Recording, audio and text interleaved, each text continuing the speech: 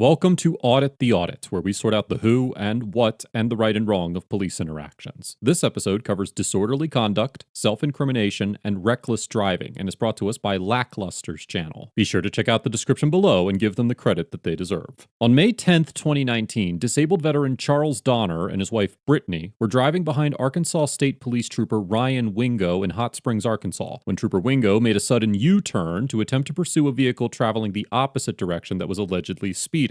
Mr. Donner honked his horn at Trooper Wingo, and Trooper Wingo responded by making a full 300 You hit me. You hit my car. You slammed on your brakes and you crashed right into us. I was pulling over and you hit me. Those are the words of a disabled veteran, a man who served this country, only to be treated like a criminal on his own soil. And we all knew this was happening, didn't we? We've all seen the files, the expose moments, where the people sworn to protect us turn into a street-level gang, protected by a badge. But this time, the Dashcam didn't just catch a bad day. It caught something darker. A ritualistic abuse of power from an elite class of untouchables. And they don't want you to know how deep this really goes. You know, just like I know, that this wasn't just about a fender bender in Hot Springs, Arkansas. It was a staged persecution. Trooper Ryan Wingo wasn't just a cop having a bad day. He was the match that nearly lit a powder keg. A man who tried to destroy a veteran named Charles Donner for one unforgivable sin: wounded pride. 2429. License, registration, insurance, sir. Yeah, sure. You know you hit me, right, officer? And why are you pulling me over? Because you're following me too closely and nearly ran into me. No, I did not. You slammed on your brakes. You had no brake. You had no turn signal or nothing. I had to turn around on the car without speeding. I'm doing my job out here, sir. Give me your license. You hit me. Don't worry. Don't worry. I'll see you in court, dude. Take it on. Look at my car.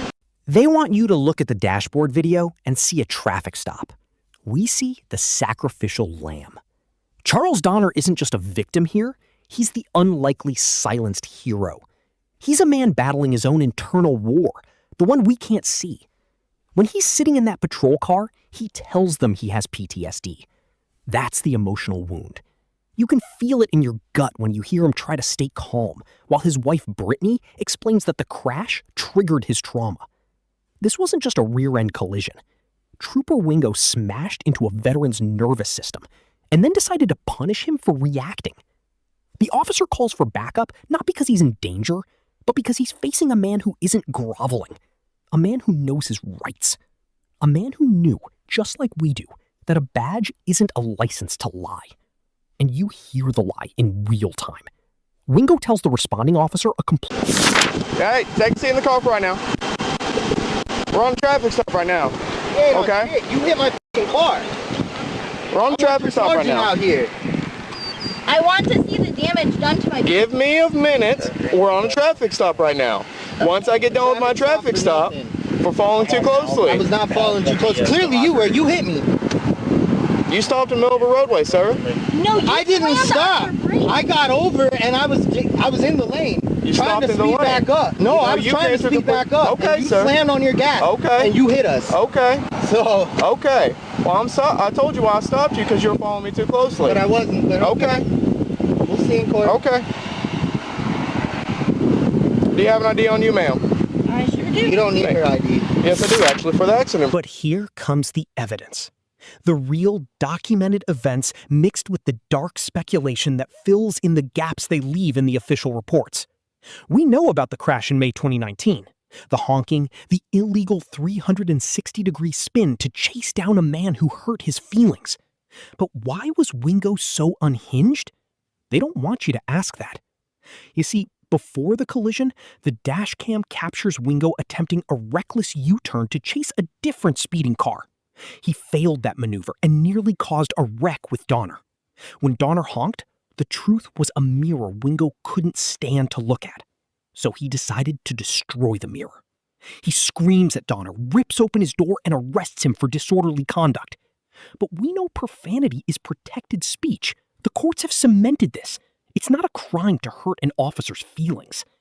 Wingo cited Donner for following too closely and parking on a highway after rear-ending him. Let that injustice sink in. This is the legal trickery the elite use, a paper trail of lies to bury a legend like Charles Donner. The Donners even paid the fine for tickets they never deserved because the trauma of fighting a system designed to crush you was too heavy. But what if the payment was a buy-off? That you so want, sir. Yes. I do want it. Okay. You f***ing hit me. There's no damage between our vehicles, though. I don't give a f***, bro. You f***ing hit me. Yeah. Trooper Wingo rips open Mr. Donner's door, orders him to exit the vehicle, and places him under arrest for disorderly conduct. Arkansas's disorderly conduct law, which is found in Section 5-71-207 of the Arkansas Code, states that, quote, a person commits the offense of disorderly conduct if, with the purpose to cause public inconvenience, annoyance, or alarm, or recklessly creating a risk of public inconvenience, annoyance, or alarm, he or she engages in fighting or in violent, threatening, or tumultuous behavior, makes unreasonable or excessive noise, in a public place uses abusive or obscene language, or makes an obscene gesture in a manner likely to provoke a violent or disorderly response. Not only That line sends a chill down my spine because it reveals the grand deception. They frame interrogation as just a chat. Wingo wanted Donner to admit he'd calmed down, which is a legal trapdoor.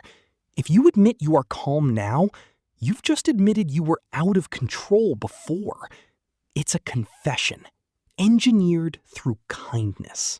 was Mr. Donner's conduct not likely to cause a public disturbance, as he was only speaking to Trooper Wingo, but, as we've discussed before on ATA, profanity is protected speech under the First Amendment, and citizens cannot be arrested for simply using curse words. For instance, in the 2000 case of Nichols versus Chacon, the West District of Arkansas determined that a police officer violated the First and Fourth Amendments when he arrested an individual under this same disorderly conduct statute for giving him the middle finger. The court concluded that, although the gesture was inarticulate and crude, quote, it represented an expression of disapproval toward a police officer with whom he had just had a run-in. As such, it fell squarely within the protective umbrella of the First Amendment, and any action to punish or deter such speech, such as stopping or hassling the speaker, is categorically prohibited by the Constitution. In reaching this decision, the court reviewed a long line of Supreme Court decisions on the issue, including the 1987 case of Houston versus Hill.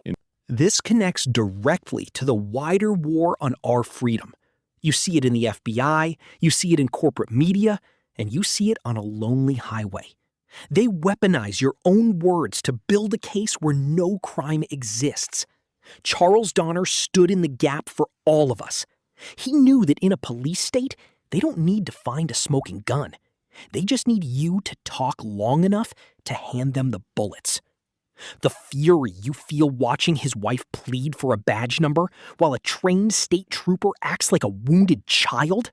In this case, the court held that, quote, the First Amendment protects a significant amount of verbal criticism and challenge directed at police officers. Speech is often provocative and challenging, but it is nevertheless protected against censorship or punishment, unless shown likely to produce a clear and present danger of a serious substantive evil that rises far above public inconvenience, annoyance, or unrest. The court also noted that, quote, the freedom of individuals verbally to oppose or challenge police action without thereby risking arrest is one of the principal characteristics by which we distinguish a free nation from a police state. Given the well-established legal precedent protecting the right to use profanity and express disapproval of police officers, a court would almost certainly conclude that Trooper Wingo's actions violated Mr. Donner's constitutional rights. You're under arrest for disorderly conduct, sir. Ooh. Come on. That fury is righteous. That outrage is God-given. It's the defense mechanism of a soul that still knows the difference between justice and tyranny. Trooper Wingo walked away without a scratch on his career, while the Donners scraped together a GoFundMe just to sue for their constitutional rights. There's no happy ending here, no resolution.